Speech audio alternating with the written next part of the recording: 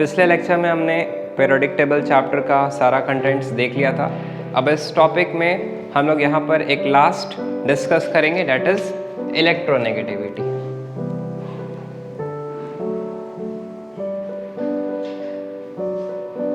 तो इलेक्ट्रोनेगेटिविटी क्या होता है, इसको हम लोग डिफाइन करते हैं, the tendency of atom in a molecule to attract the shared pair of electrons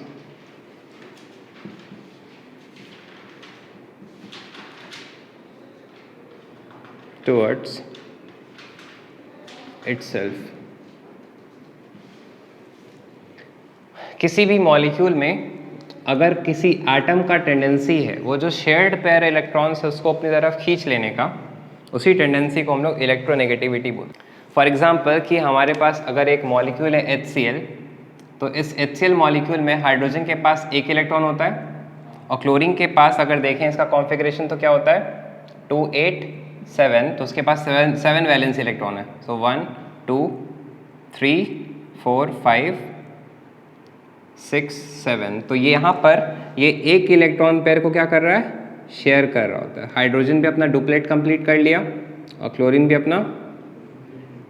तो ये जो शेयर्ड पेयर इलेक्ट्रॉन है इसी को हम लोग शेयर्ड पेयर इलेक्ट्रॉन बोलते हैं। 1 2, ये जो दो इलेक्ट्रॉन है मतलब एक बॉन्ड फॉर्म कर रहा है, सिंगल बॉन्ड का फॉर्मेशन हो रहा है हाइड्रोजन और क्लोरीन के बीच में।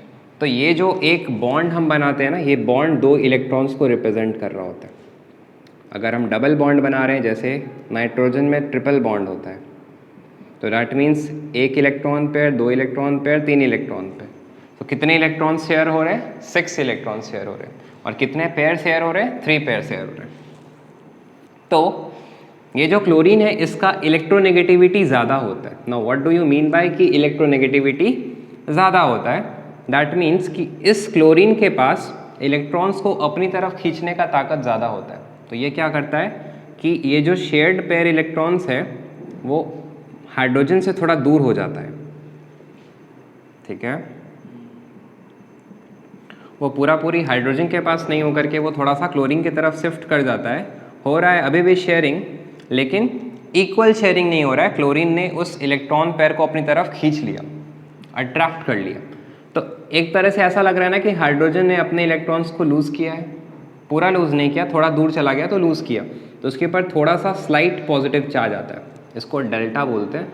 तो डेल पॉजिटिव मतलब पार्शियल पॉजिटिव चार्ज, और क्लोरीन एक तरह से इलेक्ट्रॉन्स को गेन किया है तो उसके ऊपर पार्शियल नेगेटिव चार्ज आ जाता है। और ऐसे ही मॉलिक्यूल को हम लोग पोलर मॉलिक्यूल के नाम से जानते हैं। इसका मतलब हाइड्रोजन का इलेक्ट्रोनेगेटिविटी ज़्यादा है कि क्लोरीन का नेगेटिविटी ज़्यादा है? क्लोरीन का ज़्यादा है, जिसकी वजह से हमारा शेयर्ड पेयर जो है वो किधर अट्रैक्ट हो गया, क्लोरीन की तरफ अट्रैक्ट हो गया। So this is called the electronegativity. तो आप ये समझो कि जब हम एक पीरियोडिक टेबल में बात करते हैं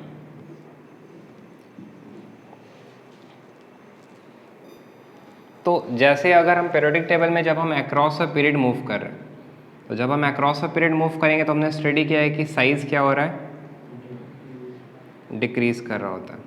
तो जब हम अक्रॉस अ पीरियड मूव कर रहे हैं, साइज़ डिक्रीज़ कर रहा है, तो डैट मीन्स साइज़ क्यों डिक्रीज़ कर रहा है, क्योंकि न्यूक्लियर जो न्यूक्लियस का पुल है, पॉजिटिव चार्ज है, वो इंक्रीज़ कर रहा है। तो न्यूक्लियर पुल की वजह से ही तो इलेक्ट्रॉन्स जो होते हैं वो अंदर की तरफ खिंचाते हैं। तो अगर साइज़ काफ़ी छोटा होगा तो फिर जो अपना इलेक्ट्रॉन्स को तो पकड़ के रखा ही है, बाहर में जो इलेक्ट्रॉन्स होंगे वो उसको भी अपनी तरफ खींचेगा ना। सो डैट मीन्स कि किसी एटम का साइज़ जितना छोटा होगा उसका न्यूक्लियस जो है वो बाहर की दुनिया से उतना ही ज़्यादा एक्सपोज्ड होगा, है ना। अगर बहुत बड़ा सेल होता है ऐसा, तब तो न्यूक्लियस यहाँ है और बाहरी दुनिया यहाँ है, काफ़ी दूर है ना, तो उतना ज़्यादा अट्रैक्शन नहीं होता है। लेकिन अगर हम बात करते हैं एक छोटा एटम का जिसका न्यूक्लियस है ये और सेल यहीं पर है, तो फिर क्या है कि इसका एक्सपोजर ज़्यादा है, तो फिर ये बाहर वाले इलेक्ट्रॉन्स को अपनी तरफ आसानी से खींच सकता है। डैट मीन्स कि जब एटम का साइज़ छोटा होता है तो वो बाहर के इलेक्ट्रॉन्स को अपनी तरफ खींचने का ताकत ज़्यादा रखता है। डैट मीन्स इलेक्ट्रोनेगेटिविटी ज़्यादा होता है। तो जब हम अक्रॉस अ पीरियड मूव कर रहे होते हैं, हम आपको पहले ही बताए थे कि अक्रॉस अ पीरियड मतलब we are moving from left to right. तो इलेक्ट्रोनेगेटिविटी क्या होगा अक्रॉस अ पीरियड मूव करने पे? इंक्रीज करेगा, ठीक है। और अगर हम बात करते हैं डाउन अ ग्रुप, तो आप जानते हो डाउन अ ग्रुप जाने पर एटॉमिक साइज क्या हो रहा है?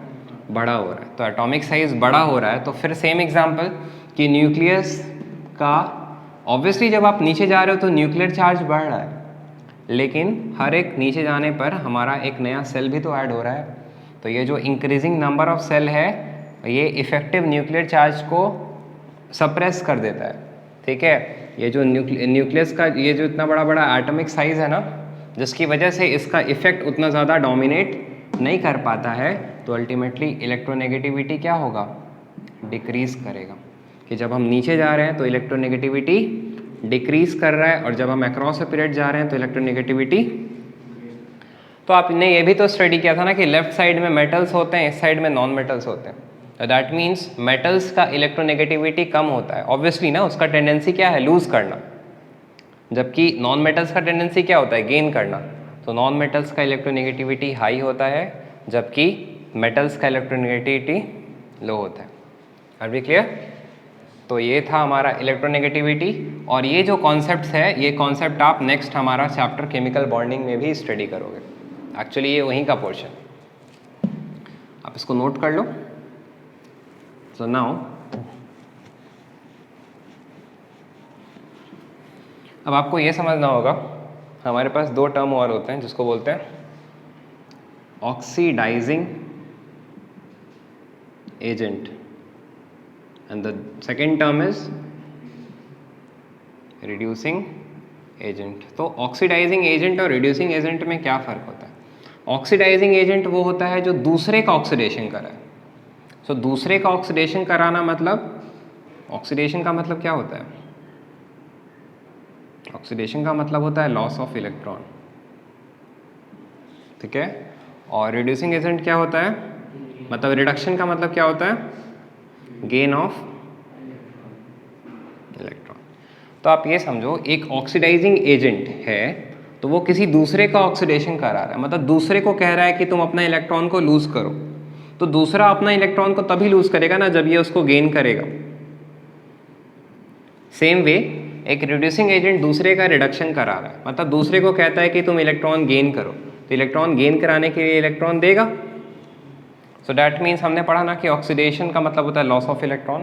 तो ये जब अपना इलेक्ट्रॉन दे रहा है, दैट मीन्स एक रिड्यूसिंग एजेंट का खुद का ऑक्सीडेशन होता है, ठीक है। एक reducing agent itself undergoes oxidation, the same वे एक ऑक्सीडाइजिंग एजेंट इटसेल्फ अंडरगोज, हाँ आप इसको सेंटेंस में लिख भी लेना, oxidising agent itself goes reduction, that is gain of electron, the same way reducing agent itself goes oxidation but it reduces other, ठीक है।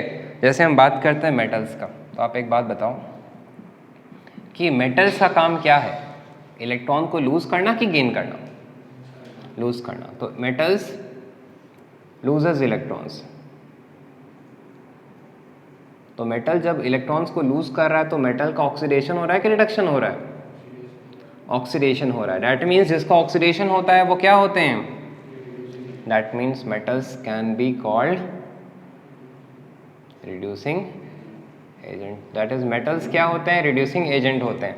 द सेम वे बात करेंगे नॉन मेटल्स का, तो नॉन मेटल्स क्या एक्चुअली करता है? नॉन मेटल इलेक्ट्रॉन को, क्लोरीन है तो इलेक्ट्रॉन गेन करता है ना, 7 होता है ना, 287, तो एक गेन करता था ना ये, तो chlorine gains electron, so gain electron. Non metal electron gain करता है, और गेन करने वाले को क्या बोलते हैं? रिडक्शन हो रहा है इसका, so it undergoes what? Reduction, और दैट मीन्स कि non metals are called what? Oxidising agent, ठीक है। तो नॉन मेटल्स ऑक्सीडाइजिंग एजेंट होते हैं और मेटल्स क्या होते हैं? हाँ, आपको अगर दिक्कत है तो ट्रिक भी है, MR mister, that is metals reducing agent, and NO no, non metals oxidising agent. But directly भी आप समझ सकते हो कि मेटल्स इलेक्ट्रॉन्स लूज करता है, दैट इज उसका ऑक्सीडेशन होता है, और जिसका ऑक्सीडेशन होता है वो रिड्यूसिंग एजेंट, और जिसका रिडक्शन होता है वो oxidising agent. Hope it is clear to you.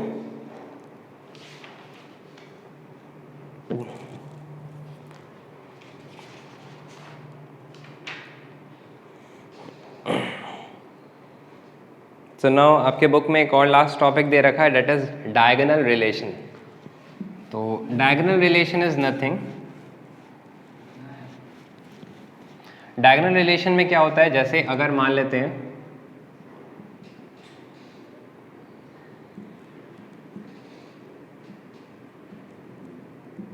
Diagonal relationship में, जैसे अगर हमारे पास सेकेंड पीरियड है और फिर थर्ड पीरियड है, तो सेकेंड पीरियड का जो ग्रुप 1 का एलिमेंट होगा वो थर्ड पीरियड के ग्रुप 2 के एलिमेंट से सिमिलर प्रॉपर्टी दिखाता है.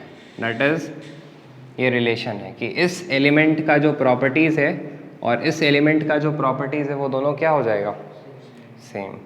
जैसे 2 1 का प्रॉपर्टी 2 8 2 के प्रॉपर्टी से मैच करेगा.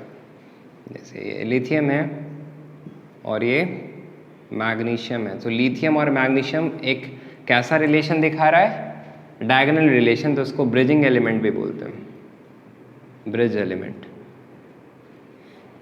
ये एक बेसिक सा कॉन्सेप्ट है.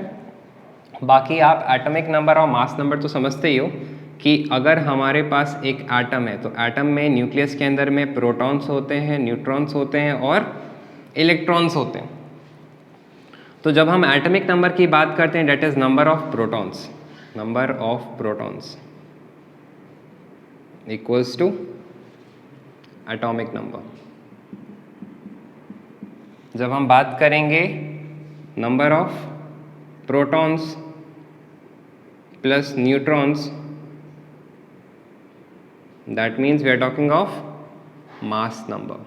सो मास नंबर के लिए हम लोग इलेक्ट्रॉन्स को कंसिडर नहीं करते हैं क्योंकि वो काफ़ी लाइट वेट होता है, बट हम लोग प्रोटॉन्स और न्यूट्रॉन्स को कंसिडर कर रहे होते हैं. ठीक है. सो न्यूट्रल एटम उसको बोलते हैं जिसमें प्रोटॉन्स की मात्रा और इलेक्ट्रॉन्स का काउंटिंग जो है वो दोनों सेम हो जाए.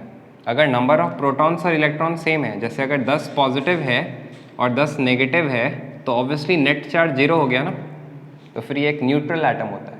लेकिन अगर कोई एटम से इलेक्ट्रॉन को निकाल रहे हैं, अगर कोई एटम इलेक्ट्रॉन लूज कर रहा है तो फिर नेगेटिव कम हो जाएगा, कंपैरेटिवली पॉजिटिव ज़्यादा हो जाएगा, तो हमारा एटम पॉजिटिव चार्ज हो जाता है. द सेम वे अगर कोई एटम इलेक्ट्रॉन को गेन कर रहा है तो इलेक्ट्रॉन्स ज़्यादा हो जाते हैं, प्रोटॉन्स तो उतने के उतने रह जाते हैं, तो फिर हम कह सकते हैं कि हमारा एटम नेगेटिव चार्ज एक्वायर कर रहा है. दैट इज आपने पढ़ा है ना, कटायन या फिर अनायन. तो यहाँ पर हमारा चैप्टर ख़त्म हो जाता है. So now it's up to you कि आप इसका जो भी टेक्निकल क्वेश्चंस है, जो भी आपको ईयर वाइज क्वेश्चंस आपकी एक्सरसाइज में दे रखा है, आप उस पूरे को सॉल्व करो सो डैट आपको ये चैप्टर का कंप्लीट आइडिया हो जाए. Thank you.